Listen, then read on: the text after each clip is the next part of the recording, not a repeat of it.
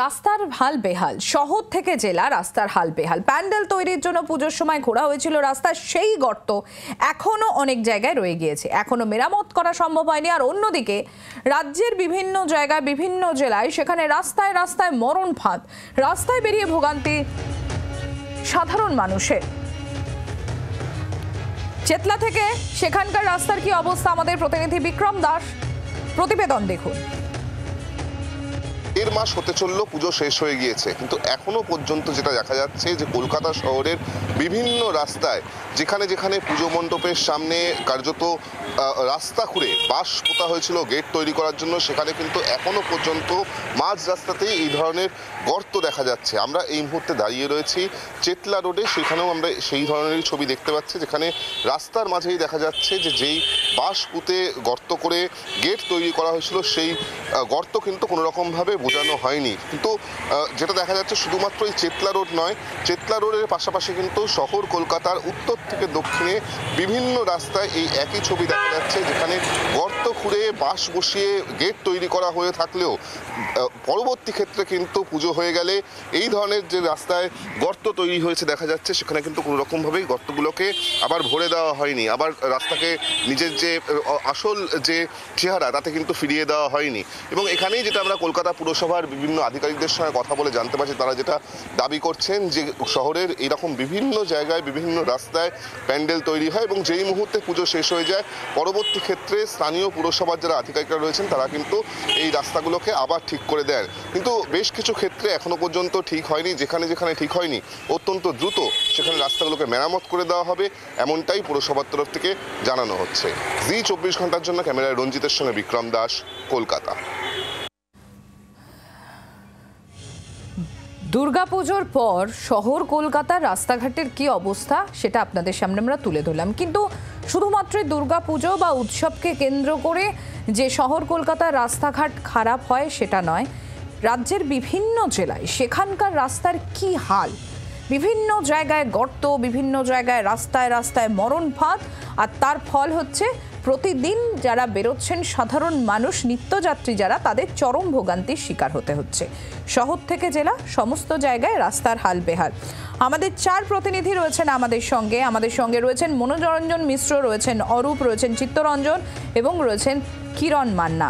আমি প্রথমে একটু মনোরঞ্জনের কাছে চলে যাব। মনোরঞ্জন, কি অবস্থা পুরুলিয়া জেলা, সেখানে রাস্তাঘাটের কি হাল দেখতে পাচ্ছ?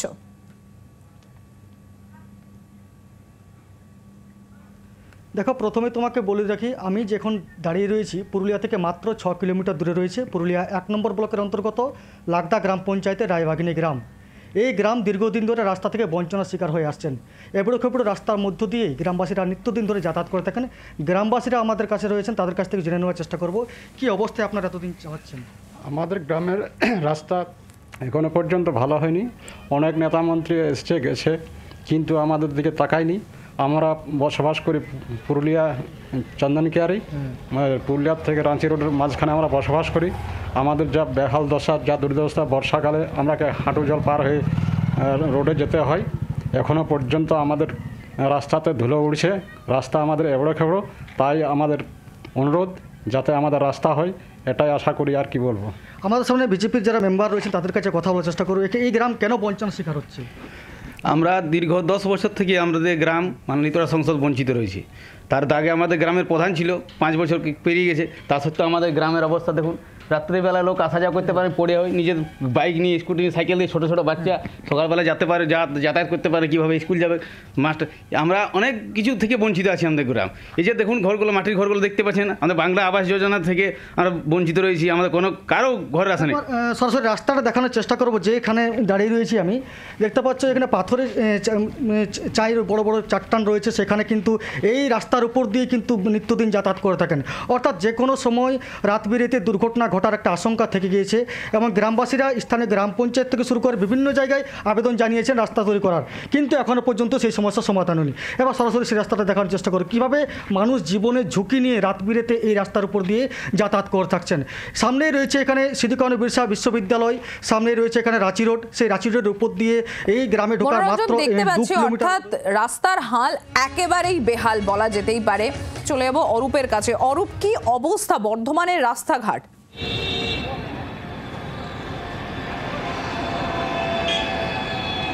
দেখো, বর্ধমান শহরের লাইফ লাইন যদি বলা হয় সেটা হলো বর্ধমান শহরের জিটি রোড বা গ্র্যান্ড ট্র্যাঙ্ক রোড। বর্ধমান শহরের একদম উল্লাস থেকে গোলাপবাগ, এই যে গোটা রাস্তা প্রায় 7 কিলোমিটার রাস্তা জুড়েই কিন্তু আমরা দেখেছি দুর্গাপুজোর যে বড় বড় মণ্ডপ হয়, এই মণ্ডপ হয় রাস্তার অর্থাৎ জিটি রোডের দুধারে। সেই জিটি রোডে যখন মণ্ডপ তৈরি করা হয়, মণ্ডপ তৈরি করা হয়, তখন দেখা যায় যে মণ্ডপ জিটি রোডের ধারে তৈরি হলেও বিজ্ঞাপনের যে গেট বা বিভিন্ন কোম্পানির যে গেট, বিজ্ঞাপনের জন্য যে গেট করা হয়, সেই গেট করা জিটি রোডকে গর্ত করে কখনো সে লোহার পাইপ বসিয়ে, কখনো বাঁশের খুঁটি বসিয়ে। কিন্তু সেই 1 মাস 1.5 মাস পেরিয়ে গেল, আমরা দেখতে পাচ্ছি সেই যে গর্ত, এখনো পর্যন্ত সেই গর্ত কিন্তু বোঝানো হয়নি। দেখানোর চেষ্টা করছি যে প্রায় 2 থেকে 3 ইঞ্চি, কোথাও 4 ইঞ্চি গর্ত হয়ে আছে, একদম প্রায় 3 ইঞ্চি গর্ত। সেই গর্ত কিন্তু এখনো হয়ে আছে। এগুলো দীর্ঘদিন ধরে প্রায় 1.5 মাস ধরে যেহেতু বৃষ্টি হয়েছে, এর মধ্যে ধুলো পড়েছে, জিটি রোড খুব ব্যস্ততম রোড, সেই জন্য সেই গর্ত ধুলোতে এবং ময়লাতে বুঝে গেছে। কিন্তু পৌরসভার উদ্যোগে কিংবা পিডব্লিউডির উদ্যোগে সেই গর্ত বোঝানোর কোনো উদ্যোগ নেই। এবং জিটি রোডের দুপাশে বিভিন্ন জায়গায় এখন পর্যন্ত প্যান্ডেলের যে বাঁশ, সেই বাঁশ ফুটপাতে রাখা হয়েছে, ফলে পথ চলতি যারা মানুষ তাদের সমস্যা হচ্ছে। এবং জিটি রোডের যে ডিভাইডার, সেখানেও একদম বিপজ্জনকভাবে বাঁশ পড়ে আছে। সব নিয়ে বলা যেতে পারে একদম উদাসীন পৌরসভা। এবং এই যে আমরা যেখানে দাঁড়িয়েছি সেটা হচ্ছে বর্ধমান পৌরসভা 10 নম্বর ওয়ার্ড। এই 10 নম্বর ওয়ার্ডেই কিন্তু বর্ধমান শহরের প্রধান নাগরিক বা 1 নম্বর যে নাগরিক, পৌরসভার চেয়ারম্যান পরেশ চন্দ্র সরকারের বাড়ি। অর্থাৎ পৌরসভার একদম যে মেন জায়গা, সেখানেও কিন্তু দেখা যাচ্ছে জিটি রোডের যে মেন জায়গা, অর্থাৎ পৌরসভার যে চেয়ারম্যান তার যে বাড়ির লাগোয়া যে জিটি রোড, সেখানে যেমন গর্ত, তেমনি জিটি রোডের বিরাটা থেকে একদম ঘোড়দৌড়চটি, ওদিকে লালটু সিটির সঙ্গে যে পুজো মণ্ডপ, সব জায়গাতেই কিন্তু এই গর্ত এখনও হয়ে আছে। কোথাও সেটা 3 ইঞ্চি, কোথাও সেটা 4 ইঞ্চি, কোথাও সেটা 5 ইঞ্চি। সাধারণত বৃষ্টি হচ্ছে, তারপরে ধুলোবালির জন্য সেই গর্ত বুঝে গেছে, কিন্তু সেইটাকে পিচিং করে বা কিংবা ঢালাই করে সিমেন্ট দিয়ে গর্ত বোঝানোর যে উদ্যোগ, সেই উদ্যোগ এখনো নেওয়া হয়নি। অথচ প্রত্যেকটা পুজো মণ্ডপ কিন্তু তখন বলেছিল যে আমরা গর্ত করার পর, পুজো শেষ হয়ে যাওয়ার পর তারপরে আমরা সেই গর্ত বুঝিয়ে দেবো। সেই গর্ত যখন পৌরসভার উদ্যোগেও, সেই গর্ত যখন দুর্গাপুজো কমিটি বা দুর্গাপুজো যারা আয়োজন তারা গর্ত বুঝালো না, তারপরে তো পৌরসভা কিংবা প্রশাসনের পক্ষ থেকে গর্ত বোঝানোর যে উদ্যোগ, সেই উদ্যোগ যেমন নেই। আর এখানে এই প্রশ্নটা উঠে আসছে অরূপ, যে যেখানে কেন প্রশাসন এতটা উদাসীন, যেখানে প্রতিনিয়ত সাধারণ মানুষকে রাস্তায় বেরিয়ে ভোগান্তির শিকার হতে হচ্ছে। আমাদের অপর প্রতিনিধি চিত্তরঞ্জন রয়েছেন আমাদের সঙ্গে, চলে যাবো একবার চিত্তরঞ্জনের কাছে। চিত্তরঞ্জন, কি অবস্থা ওখানকার রাস্তা? দেখো, দুর্গাপুরের রাস্তার হালও কিন্তু বেহাল। পুজোর আগে বেশ কিছু রাস্তা মেরামতি করা হয়েছিল, কিন্তু সেসব রাস্তা হয়নি। যেসব আমি যে জায়গায় দাঁড়িয়েছি সেটা হচ্ছে দুর্গাপুর নগর নিগম, একদিকে হচ্ছে 28 নম্বর ওয়ার্ড, একদিকে হচ্ছে 27 নম্বর ওয়ার্ড। আমি আমার ক্যামেরা পার্সন বিপ্লবকে দেখাতে বলবো, আমরা পুজোর সময় কিন্তু এই জায়গাটা ঠিক করা হয়নি। এই জায়গাটা 19 নম্বর জাতীয় সড়কে এবং আসানসোল থেকে বর্ধমান যাওয়ার, অর্থাৎ কলকাতা যাওয়ার যে রাস্তা, তার জাতীয় সড়কের যে সার্ভিস, তার পাশে এই রাস্তা অতি গুরুত্বপূর্ণ রাস্তা। প্রতিদিন প্রায় হাজার হাজার গাড়ি এই রাস্তা দেখতে পাচ্ছি। ছোট গাড়ি থেকে ভারী যান চলাচল রাস্তার উপর দিয়ে হচ্ছে, কিন্তু রাস্তা মেরামতি হলে এটা যে জায়গা আছে, এটা সময় দুর্ঘটনা হয় এবং দুর্ঘটনা প্রায় হচ্ছে। আপনি যে পাশে আপনার এই ক্ষেত্রে কি অবস্থায় দেখেছেন?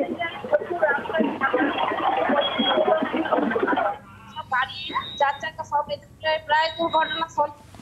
অর্থাৎ সাধারণ মানুষেরও এটাই অভিযোগ যে এতটাই রাস্তার বেহাল দশা, প্রতিনিয়ত দুর্ঘটনার শিকার হতে হচ্ছে, প্রায়শই সেখানে দুর্ঘটনা ঘটছে। আমাদের অপর প্রতিনিধি কিরণ মান্না রয়েছেন আমাদের সঙ্গে, বা চলে যাবো কিরণের কাছে। কিরণ, কি হাল ওখানকার রাস্তার, কি দশা?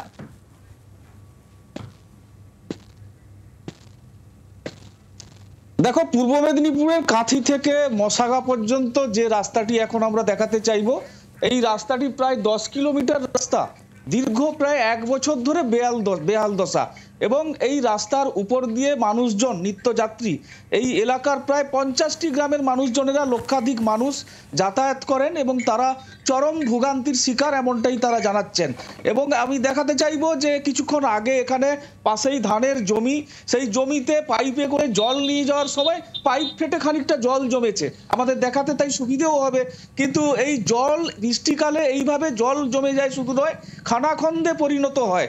এই জল কোথাও জমে এমন পরিস্থিতি তৈরি হয়, স্কুলের বাচ্চা থেকে রোগী এবং অন্যান্য যানবাহন একেবারেই সমস্যা তৈরি হয়। আমি যদি একটু দেখানোর চেষ্টা করি, আমি ক্যামেরা পার্সনকে বলবো একটু দেখানোর জন্য, যদি দেখানোর চেষ্টা করি যে এই যে গর্তগুলো, এই গর্তগুলো কোথাও যেই রাস্তা কোথাও 6 ইঞ্চি, কোথাও 1 ফিট, আবার কোথাও আবার 1.5 ফিটও গর্ত হয়ে থাকে, একেবারে চলাচলের অযোগ্য বলা যেতে পারে। এই রাস্তাগুলোতে এই যে জল অস্থায়ীভাবে একটু জল জমেছিল আমরা পেয়েছি, এই রাস্তার যদি এই উপরিভাগ দেখা যায় তাহলে 6 ইঞ্চি গর্ত, আবার কোথাও 1 ফিট গর্ত। এইভাবে গোটা রাস্তা প্রায় 10 কিলোমিটার ধরে রাস্তা বেহাল দশা। প্রশাসনের লোকজনদের জানিয়ে কোনো সুরাহা হয়নি এমনটা স্থানীয়রা জানাচ্ছেন। এখানে যাচ্ছেন অনেকে, একজন সাইকেলার, একটু ভাই দাঁড়াবেন। আপনাদের যে এই রাস্তা কতদিন ধরে বেহাল দশা? অনেকদিন ধরে। অনেকদিন। আপনারা কি স্কুলের স্টুডেন্ট? না, আমি কাজ করি, আমার লেট হয়ে গেছে। খুব সমস্যা? হ্যাঁ, প্রচুর সমস্যা। জানাচ্ছে যে যাতায়াতে খুব সমস্যা। একজন টোটো চালক আসছেন, তিনিও বলবেন কি অবস্থা দাদা যাতায়াতের? করুণ অবস্থা, করুণ অবস্থা, একদম করুণ অবস্থা। কত মানুষ ডেলি যাতায়াত করে এই রাস্তায়? হিসেব নেই। রাত 12টা 1টা সারা রাত ধরে কিনতে, ভোর থেকে সারা রাত অব্দি ছাত্রছাত্রী, স্কুল স্টুডেন্ট, রোগী সবাই চলে এই রাস্তায়। এই রাস্তার গুরুত্ব আপ টু পাহাড়পুর থেকে এদিক দিয়ে লোক যাতায়াত করছে, কাঁচি যাচ্ছে সব। কত মানুষের যোগাযোগ এই রাস্তা? আমার নজরের বাইরে। বুঝতেই পারছো, এই ধরনের রাস্তা আমরা যদি একটু হাঁটতে হাঁটতেও দেখাতে চাই যে হয়তো এক জায়গায় কখনো খারাপ হয়েছে, মানুষজন জানাচ্ছে যে সবটাই খারাপ রাস্তা, একেবারে গর্ত, কোথাও কেউ মাটি ফেলে নিজের উদ্যোগে সারানোর চেষ্টা করেছিল, কিন্তু সেই রাস্তায় এখনো যেই অবস্থা সেই অচিরেই সেই ধরনেরই রয়েছে। এখানে 3টি গ্রাম পঞ্চায়েত রয়েছে এই রাস্তার উপর দিয়ে। যে রাস্তা মূলত খুব খারাপ, সেই গ্রাম পঞ্চায়েতের প্রধান থেকে জনপ্রতিনিধিদেরও জানানো হয়েছে, তারাও দরবার করেছেন বিভিন্ন জায়গায়, জেলা পরিষদ থেকে, পঞ্চায়েত সমিতি থেকে বিভিন্ন জায়গায় দরবার করেছেন। এই রাস্তার কোনো সুরাহা এখনো পর্যন্ত হয়নি। বাংলার আওয়াজ, বাঙালির আবেগ, জি 24 ঘন্টা।